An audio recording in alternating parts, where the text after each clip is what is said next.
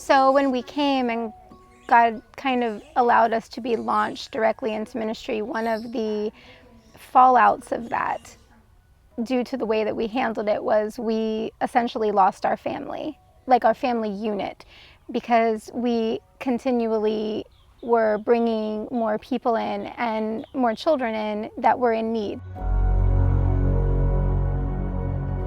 There is a scripture that tells us that God will not allow us to be tempted beyond that which we can bear. And one of the things that we were really convicted of, unfortunately almost 2 years into this experience, is that that is exactly what we were doing to our little boys.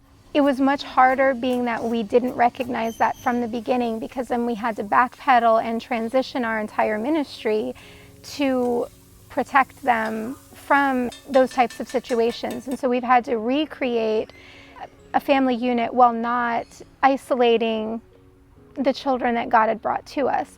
And it's been a difficult balance to find, but through prayer and just having lots and lots of talk between our family members, especially the older ones, we've been able to assign different roles to each of us, which has allowed us to really focus a little bit more on the spiritual nurturing of the kids we brought with us.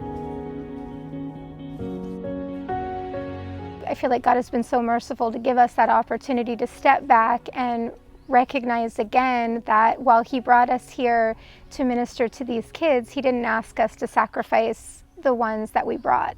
So we're seeing progress. With our teenage girls, they were 14 and 16 when we came. I think almost the opposite to a degree. We felt like we needed to protect them, and we kept trying to shield them from too much. We didn't want to overwhelm them. And so almost the exact opposite conviction with them, God saying, no, allow them to find their spiritual legs. Don't always, be over-parenting them or over-protecting them.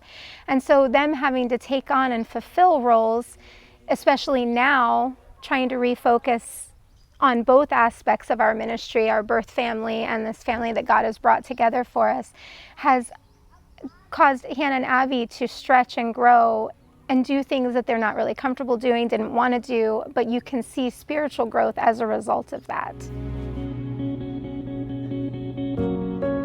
I can see where sort of the dangers and the obstacles that we watched ourselves walk into without recognizing it.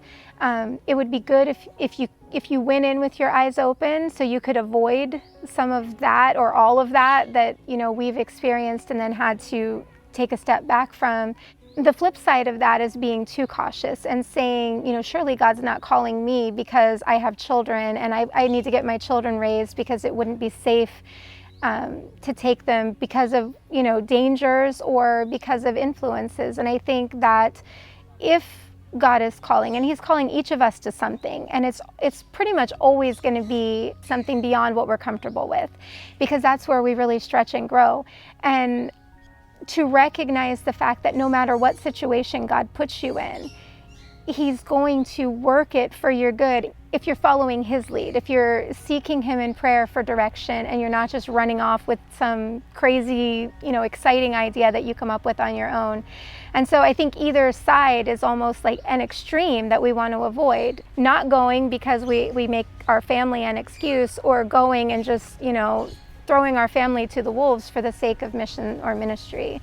So yeah, I definitely think it's something that we need to approach with prayer.